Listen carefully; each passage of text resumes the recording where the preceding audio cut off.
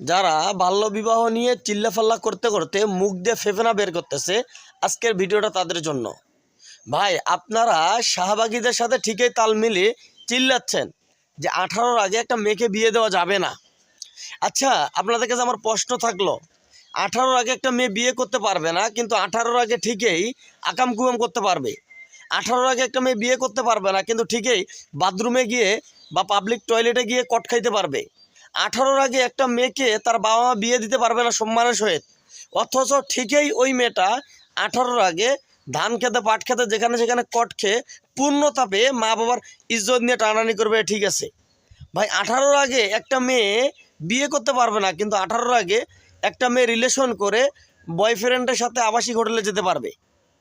এটা এটা ঠিক আছে নাকি ভাই? একটা মেয়ে যখন কট খায় বা একটা মেয়ে যখন অন্য একটা পুরুষ বা ছেলের সহ ধরা খায়, তার মা বাবা মানুষের কাছে কতটা ছোট হয়, তার মা বাবার মুখটা কতটা নিচু হয়ে যায়, তার মা বাবা মানুষের সামনে দাঁড়াতে পারে না। আপনারা বা এই ইজ্জত বা এই সম্মান সম্পর্কে কী বুঝবেন? কারণ আপনাদের তো সম্মান নাই। কারণ আপনাদের যেখানে সেখানে যে অভ্যাস যাদের, তাদের আবার কিসের সম্মান? আর শাহবাগী, ওদেরকে তো সবাই চিনে। এ ব্যাপারে আর কী বলবো?